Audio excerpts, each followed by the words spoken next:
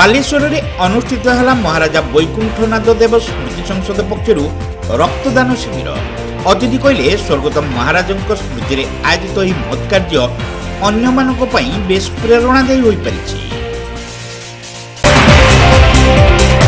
प्रत्येक वर्ष भली महाराज वैकुंठनाथ देव स्मृति संसद पक्षर एक स्वेच्छाकृत मेगा रक्तदान शिविर माणिकंब स्थित राजाबाटी छकठारे अनुष्ठित हो जाइछि। सदर विधायक मानस कुमार दत्त यह रक्तदान शिविर को आनुष्ठानिक भाव उद्घाटन करने सहित स्वर्गत महाराज वैकुंठनाथ देव स्मृति में आयोजित यह महत् कार्य बेस प्रशंसनीय बोली कहिथिले।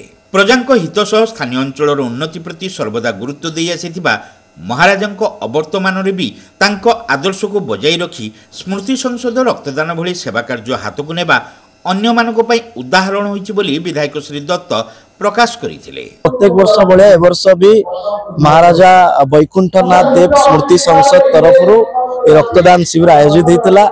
आपण देखुचंती स्वेच्छा रे सर्वोदय व्यक्ति माने रक्तदान करूचंती। मो आपनक माध्यम रे निवेदन करूछि कि आसंतु बालेश्वर जिला आम अंचल में जो रक्त अभाव देखा दीछि समस्त स्वेच्छाकृत भाव में रक्तदान करंतु। रक्तदान भाया महन दान और किछि भी नहीं। जो स्वेच्छासेवी माने जो मानवीय माने ए पर्यंत भी रक्त दे नाहंती मुझे निवेदन करुच्ची कि नियमित भाव में रक्तदान करंतु और समाज रे जो रक्तभाव देखि जो समस्या सृष्टि होइछि ताकू दूरीभूत करु। बालेश्वर आंचलिक उन्नयन ट्रस्ट बा ब्रीट अध्यक्ष आलोक साहू, जिला परिषद अध्यक्ष नारायण प्रधान, काउंसिलर पद्मलोचन लेंका और मीना महांती, टाउन थाना आईआईसी अशोक कुमार नायक, पूर्वतन पौर उपाध्यक्षा रश्मिरेखा देव, नारी संघ सभानेत्री गोपामुद्रा महापात्र प्रमुख जोगदे रक्तदाता मानक उत्साहित करने सहित यह परंपरा नियमित बजाय रखा अनुष्ठान कर्मकर्ता परामर्श देते।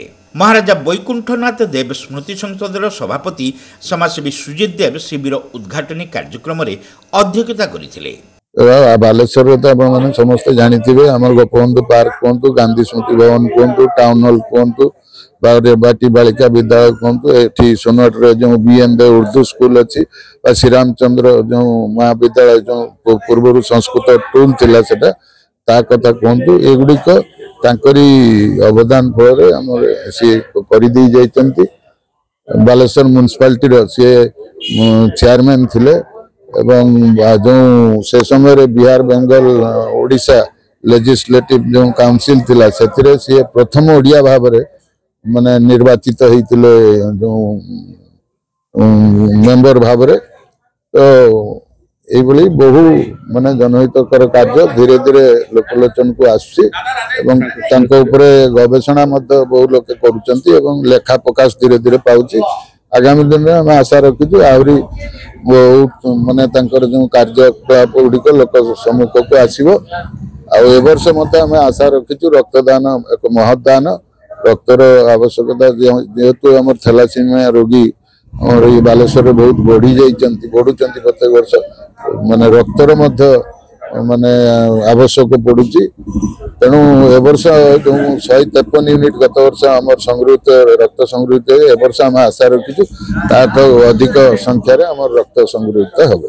आयोजित शिविर को स्मृति संसदर संपादक रामनारायण देंको समेत गोपाल चंद्र आढ़, आश्रिता तरेई, सूरजकांत रणा, शशिभूषण कर, हरेकृष्ण बारिक, पंकज कुमार दास, दीपक कुमार कर, संजय भूषण कर, सुदर्शन माझी, बादल चंद्र बारिक, रवींद्र कुमार माझी, संजय बारिक, करुणाकर सेनापति, विकास नायक प्रमुख कर्मकर्ता और सदस्य माने परिचालना करथिले। जिला रक्त भंडार कर्मचारी माने रक्त संग्रह कार्य संपादन करथिले। शिविर शेष सुधा 100 रु ऊर्ध्व यूनिट रक्त संग्रह करा जायतिला। स्मृति संसदर एही जनकल्याण कार्य को विभिन्न महलरू भूयसी प्रशंसा करा जायछि।